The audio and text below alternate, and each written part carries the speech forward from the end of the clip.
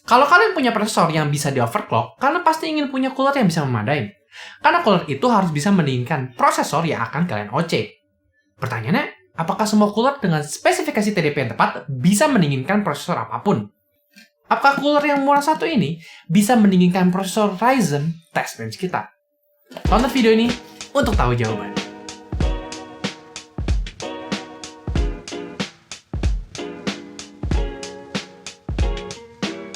Sigmatek ingin kembali bermain di komponen PC.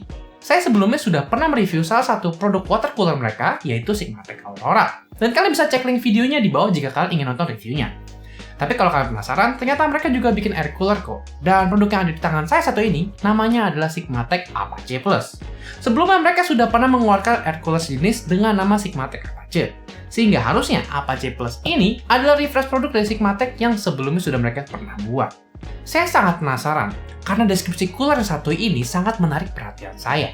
Tertulis di deskripsi kotaknya bahwa cooler ini bisa mendinginkan prosesor sebesar 95 Watt TDP.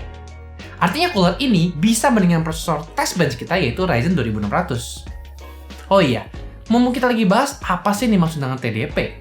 TDP adalah singkatan dari Thermal Design Power, atau bisa disebut juga dengan Thermal Design Point. Angka ini biasanya muncul ketika brand seperti Intel dan AMD mencoba mengeluarkan spesifikasi untuk prosesor mereka. Angka ini digunakan untuk menjelaskan seberapa tinggi panas yang mampu diproduksi dalam sebuah prosesor ketika sedang bekerja keras dalam situasi yang nyata, seperti melakukan render video atau bermain game misalnya. Nah, kita bisa bahas harian tentang bagaimana angka TDP itu bisa muncul, dan bagaimana setiap merek menggunakan cara yang berbeda untuk mengukur TDP mereka masing-masing. Tapi untuk sekarang, angka ini adalah alasan mengapa brand yang membuat cooler juga mencoba untuk menggunakan angka ini sebagai bagian dari spesifikasi mereka, supaya para pembeli bisa memastikan bahwa cooler yang mereka beli sesuai dengan prosesor yang mereka miliki.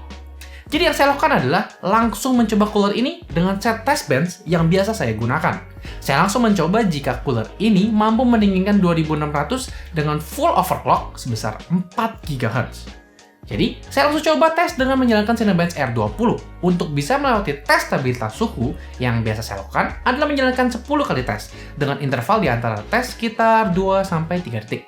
Tapi dalam waktu yang sangat singkat, saya langsung menyadari bahwa cooler ini tidak mampu untuk menjalankan bahkan tes pertama dari Cinebench sekalipun.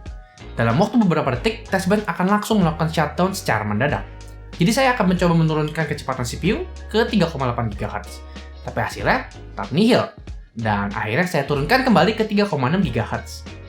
Tapi saya baru bisa menjalankan tes Cinebench R20 sebanyak 10 kali ketika Ryzen ini berjalan dengan kecepatan 3,4 GHz. Atau bisa dibilang kecepatan stok dari prosesor yang satu ini. Dan suhu yang dicapai setiap tes tidak membuat hati saya tenang. Setiap tes selalu berakhir dengan suhu tertinggi sekitar 90 derajat Celcius.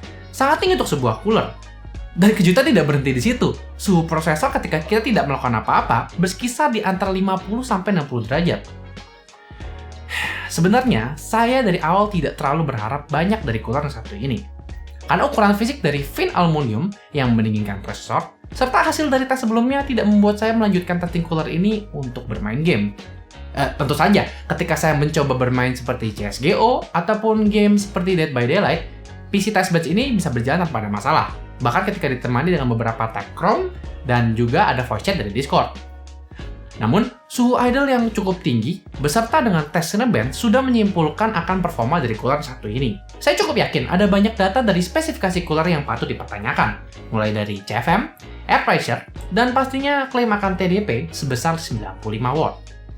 Terkadang tidak semua produk mampu bekerja sesuai dengan spesifikasi yang tertulis. Itulah mengapa melakukan tes terhadap suatu produk tidak pernah salah. Bahkan ketika produk tersebut mungkin benar-benar bisa bekerja sesuai dengan spesifikasi yang tertulis. Sayangnya, hal tersebut bukan buatan produk satu ini. Tentu saja, produk ini memberikan sedikit warna RGB yang menghidupkan bagian tengah PC kalian. Tetapi dengan 4 warna statis yang tidak dapat diubah, dilengkapi dengan hasil testing yang saya lakukan, saya belum bisa merekomendasikan cooler yang satu ini. Apalagi kalau kalian kira cooler seharga 150.000 ini bisa mendinginkan prosesor macam Ryzen. Ya, mungkin kalau kalian perlu cooler darurat, cooler satu ini bisa kalian beli sih, karena harganya super murah. Segitu kiranya review kita untuk Sigmatek Apache Plus yang satu ini. Saya mengucapkan terima kasih untuk Tonic Computer yang sudah meminjamkan cooler ini untuk kita review. Seperti biasa, jika kalian suka video ini, kalian bisa pencet tombol jempol di bawah. Tapi jika tidak, kalian bisa pencet tombol jempol yang satunya lagi. Nama saya Jonathan, dan sampai jumpa di video selanjutnya.